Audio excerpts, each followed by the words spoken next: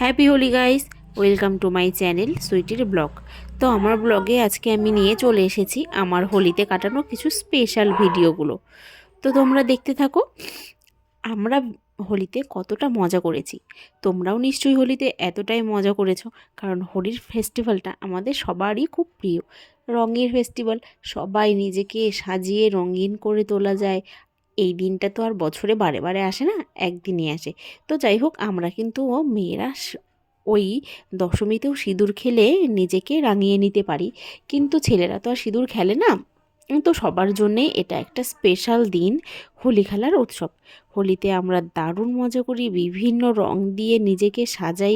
আমি নিজেকে সাজাই বলতে সবাই ভূত বানিয়ে দেয় আর কি, সাজানো তো দূরেই থাক।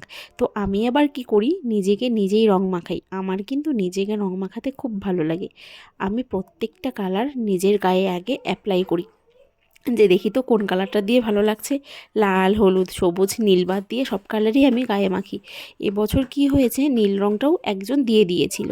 নীল রঙটা দিলে যেন মনে হয় কেমন একটা ভূত ভূত লাগে। তো এই জন্যে যেই নীল কালার নিয়ে আসে আমি দিতে না বলি, অন্য কালার দাও। তো দেখো কত সুন্দর সেজেছি আমরা রং দিয়ে, দারুণ মজা হয়েছিল, সেই মজা করেছি কি বলবো। আমার ছেলেকেও কিন্তু রং মাখিয়েছিলাম, একটু অল্প সামান্য। তো ভেবেছিলাম এবছর ছেলে একটু বড় হয়েছে, ভালো করে এবার ছেলেকে ভূত বানাবো, রং দিয়ে দারুণ করে খেলাবো। তো কি হলো, ওয়েদারটা এতটাই ড্যাম ড্যাম ছিল, আর ছেলেরও একটু সর্দি সর্দি লেগেছিল, এই জন্যে আর বেশি একটা ছেলেকে ভূত বানাইনি। তো মোটামুটি একটু একটু রং দিয়েছিলাম ছেলেকে। তো ছেলেও খুব মজা পেয়েছে রং খেলে, দারুণ লেগেছে। মনে হয় রং খেলাটা যদি বছরে দু একবার আসতো। আমরা গোটা পাড়ার সবাই মিলে একসঙ্গে রং খেলেছিলাম, তো দারুণ মজা হয়েছে। এই দেখো আমি আমার মাকেও রং মাখিয়ে দিচ্ছি, আমার ছেলেও মাখিয়ে দিচ্ছে।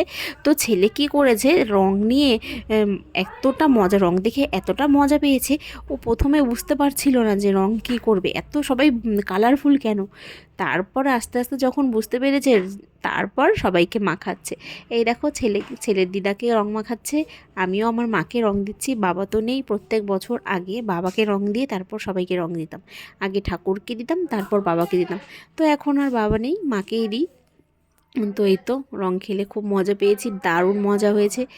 আর সবাই মিলে গান বাজনা নাচানাচি, আর সবার বাড়িতে গিয়ে মাংস খাওয়া।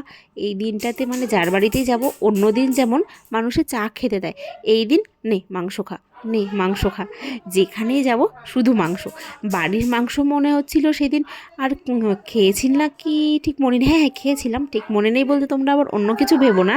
মানে এত মজা করেছি, খেলেছি না, এক্সাইটমেন্টে সব কিছু ভুলে গেছি। তো বাড়িতে তো সেরকমভাবে মাংস খাইনি, সব বাইরে বাইরেই খেয়েছিলাম। আর আমার বরের গোডাউনে ওখানে পিকনিকের মতন করেছিল, মাংস ভাত রান্না করেছিল, ওখানে গিয়ে খেয়েছি। আর ভিডিও করতে পারিনি খাওয়া দাওয়ার, কারণ এত রং মাখা অবস্থায় কখন কিভাবে খেয়ে ফেলেছি।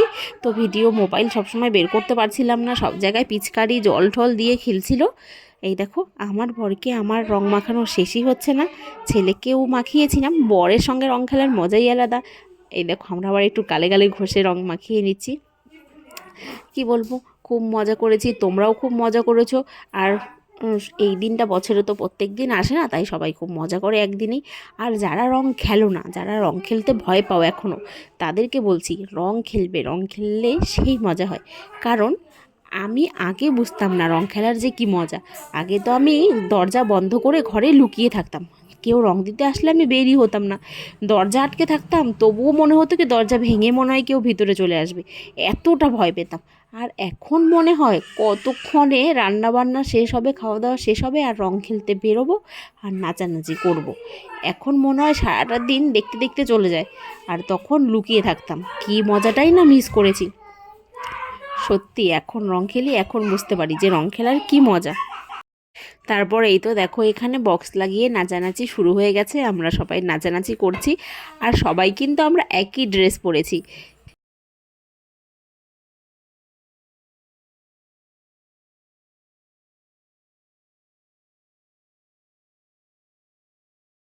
হোলি হ্যাঁ লেখা টপ আর জিন্স, সবাই একই ড্রেস পরেছি।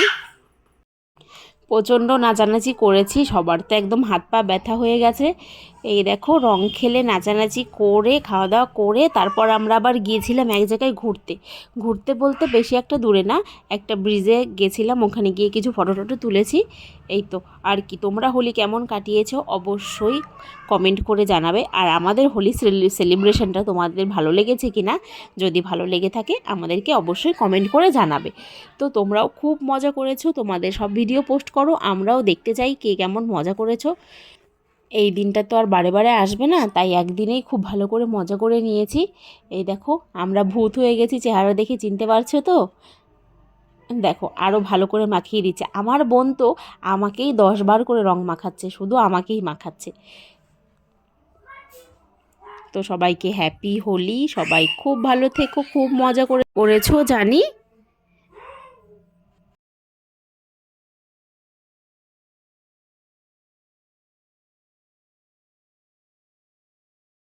এই দেখো যতবার পারছি নিজেকে রং মাখাচ্ছি, যতবার ভালো ভালো রং দেখছি আগে নিজেকে মাখিয়ে নিচ্ছি। আমার খুব ভালো লাগে নিজেকে রং মাখাতে। তারপরেই দেখো একটু বেরিয়ে পড়লাম ঘুরতে। ছেলেকে বেশ মুছিয়ে টুছিয়ে পরিষ্কার করে দিয়েছি, কারণ বেশিক্ষণ রং লেগে থাকলে ছেলের আবার ঠান্ডা লেগে যাবে। আমি কিন্তু প্রায় অনেকবারই হাত মুখ মুছেছি, মানে নিজেকে সুন্দর কালার দেওয়ার জন্যে। তোমরা আবার কেউ ভেবো না যে কী ব্যাপার, এখনই দেখলাম ভূত আবার এখনই ঠিক হয়ে গেল। তো মাঝে মাঝে মনে হচ্ছিল যে কি বিচ্ছিরি কালার, এগুলো মুছে আবার একটু সুন্দর রং লাগিয়ে নিই। প্রথমেই তো আমি বললাম যে আমি নিজেকে রং মাখাতে খুব ভালোবাসি। তো এই দেখো আমরা তিনজনে আগে হোলি খেলে নিয়েছিলাম, তারপর বাকি মজা করেছি। আগে প্রথমে ছেলে রং লাগিয়েছে, তারপর সবাইকে দিয়ে রং মাখিয়েছি। ছেলেকে নিয়ে রং খেলেছি, বাবা কি বলবো, এটার মতন মজা আর আছে নাকি। একে নিয়ে কাটানো প্রত্যেকটা সেলিব্রেশনে কিন্তু খুব মজাদার।